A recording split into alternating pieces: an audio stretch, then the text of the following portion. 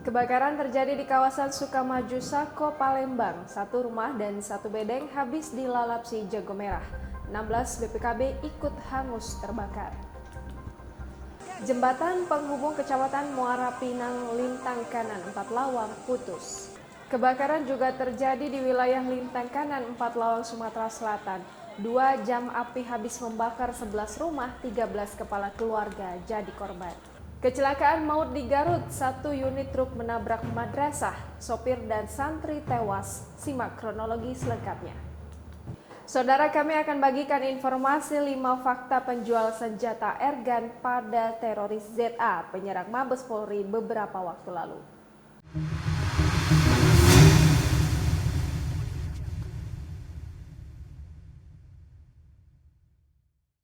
Halo saudara Tribun Sumsel Video, senang sekali rasanya kita berjumpa kembali dalam program acara 48 jam bersama saya Eis Ratna yang akan menyajikan rangkuman informasi kriminal di Sumatera Selatan dan sejumlah informasi viral terupdate. Informasi pertama hari ini kami hadirkan dari Palembang. Kebakaran menghanguskan 1 unit rumah di Jalan Gotong Royong 3 RT 46 RW 9 Kelurahan Sukamaju, Kecamatan Sako, Palembang. Dalam insiden ini, 1 bedeng yang persis berdampingan dengan rumah tersebut juga hangus dilalap si jago merah. 1 rumah dan bedeng yang dibangun persis berdampingan dengan rumah tersebut juga turut terbakar dalam peristiwa ini. Sahirudin, ketua RT setempat, mengatakan rumah yang terbakar itu merupakan milik Effendi dan istrinya Yohana.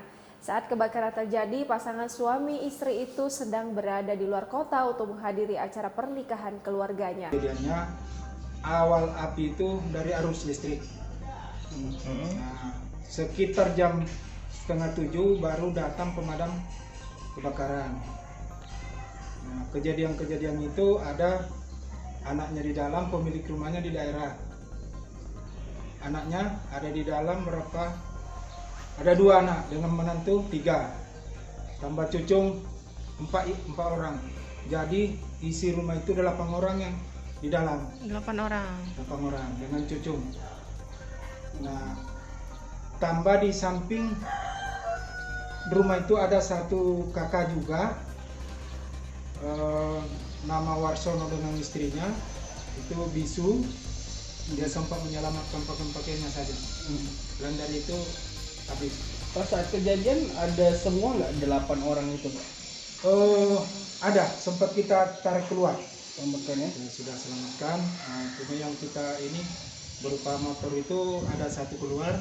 Nah, terus PPKB ada 16 karena kebetulan anaknya ini jual beli motor. Oh, jadi 16 BPKB Ya. sudah dihitung, sudah dipastikan. Ya, terselamatkan atau ikut kebakar? Ikut kebakar. Oh, Terus alat ukur tanah itu, sawat itu 2.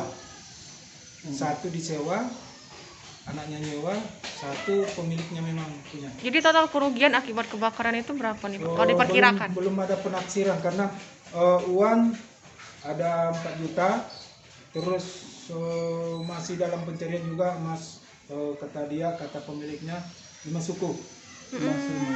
Tambah ada di Pegadaian juga, mungkin surat-suratnya itu kita nanti buatkan surat. Tapi kebakaran ini tidak merambat sampai ke rumah-rumah di warga di sekitar ya, Pak ya? Alhamdulillah tidak ada sampai ke belakang. Yang kita khawatirkan itu merembet tadi, tapi sempat di selamatkan ya. Itu Pak, itu 1 rumah, Pak ya?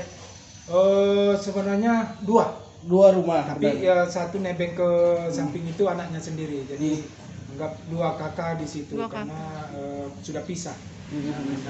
Itu bisa disimpulkan dari arus listrik itu seperti apa nih, Pak? Dari mana itu simpulannya? Kalau menurut ini yang melihat pertama itu dari api atas itu. Oh, Nah, dari jadi plafon saya ya? tadi nanya pemiliknya langsung, katanya memang sudah berapa hari ini saya ke PLN melapor. Kenapa lampu saya tidak hidup, kadang hidup, kadang enggak. Oh, lampunya. Ya, jadi aku langsung nemui pemilik anunya, rupanya memang katanya sudah pernah melapor. Nah, itu jadi sudah, kalau kita ini arus listrik. Nah, tapi sudah ada tindakan dari PLN belum, Pak, sebelumnya itu? Belum. Terkait laporan itu? Belum. Oh, Kata pemiliknya belum. Sampai sekarang belum ada. Ya, berapa bulan katanya pernah melapor. seperti itu. Oke. Jadi Kalau kehilangan itu belum kita hitung, saya sudah ini semua. Jembatan yang menghubungkan Kecamatan Muara Pinang dan Lintang Kanan, Empat Lawang, Sumatera Selatan putus pada Sabtu 3 April 2021 di waktu dini hari. Jembatan yang berada di Desa Muara Danau ini putus akibat terjangan air Sungai Bayau setelah hujan deras yang cukup lama mengakibatkan naiknya volume sungai tersebut. Jembatan yang menghubungkan Kecamatan Muara Pinang dan Lintang Kanan, Empat Lawang, Sumatera Selatan, tepatnya di Desa Muara Danau, Kecamatan Lintang Kanan, putus akibat terjangan air Sungai Bayau pada Sabtu 3 April 2021 dini hari. Sebelum kejadian telah terjadi hujan yang cukup lama di Desa Muara Danau yang mengakibatkan naiknya volume air Sungai Bayau. Jembatan mengalami kerusakan atau putus sekitar pukul 3.00 dini hari, di mana terdengar suara yang cukup keras oleh warga. Patungan semalaman hujan terus. Oh, hujan dari jam berapa, Pak? Sampai jam berapa? Dari jam 12, dari jam 12 kerasnya sampai Semalaman terus hujan terus. Itu terdengar suara kolak mana, Pak? Suara pertama sekali batu-batu koral air Bayau itu berguringan betul tahu. Berguringan. Anyo tahu. Kalau tiap malam itu langsung gerabah itu kan langsung ngedrop. Oh ya, Bu. Dikarenakan fondasi jambatnya tergantung. Tak hanya jembatan putus, musibah kebakaran juga terjadi di wilayah Lintang Kanan, Empat Lawang, Sumatera Selatan pada 3 April 2021. Selama 2 jam, api menghanguskan 11 rumah. Terjadi kebakaran di Desa Rantau Kasai, Lintang Kanan, Empat Lawang, Sabtu 3 April 2021. Api mulai membakar rumah warga sekitar jam 3 sore.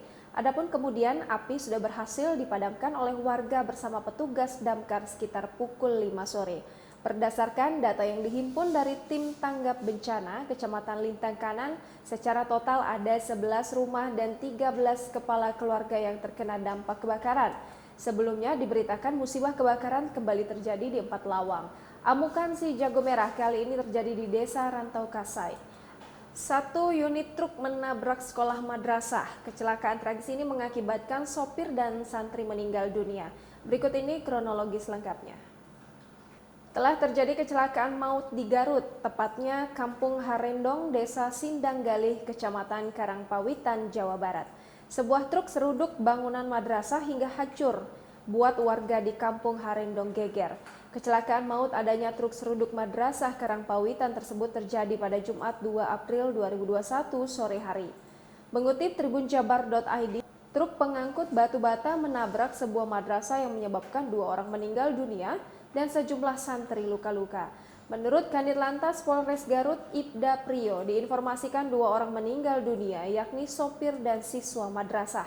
Priyo belum bisa memastikan penyebab truk sampai bisa menabrak sebuah gedung madrasah. Pihaknya tengah menyelidiki kejadian tersebut.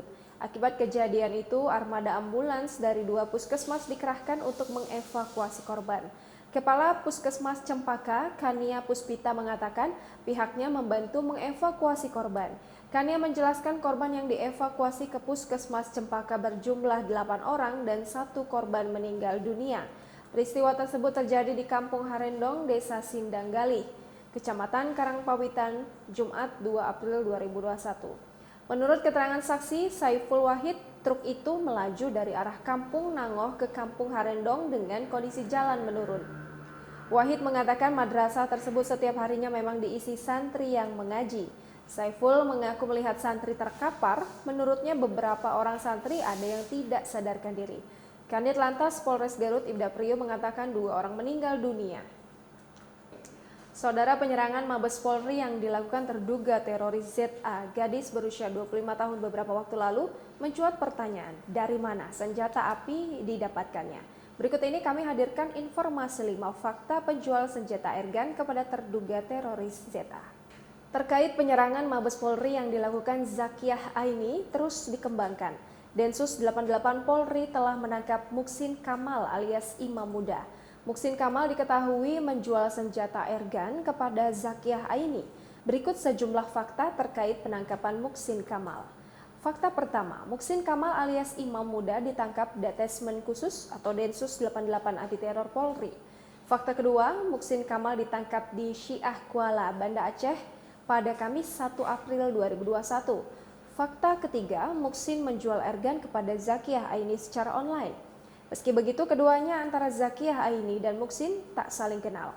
Fakta keempat, dikawal sejumlah polisi, Muksin Kamal dibawa dari Aceh ke Jakarta untuk pemeriksaan lebih lanjut. Fakta kelima, Muksin tercatat pernah menjadi narapidana kasus terorisme karena mengikuti pelatihan teroris di Bukit Jalin, Kecamatan Janto, Aceh Besar pada 2010 silam.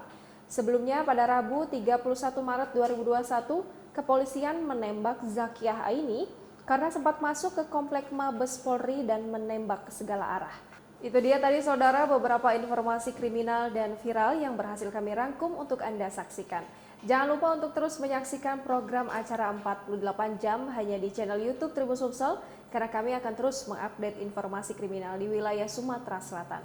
Saya Isratna beserta kerabat kerja pamit undur diri dari hadapan Anda. Bahas tuntas tindak kriminalitas. Terima kasih dan sampai jumpa. Jangan lupa subscribe, share, komen, dan like ya.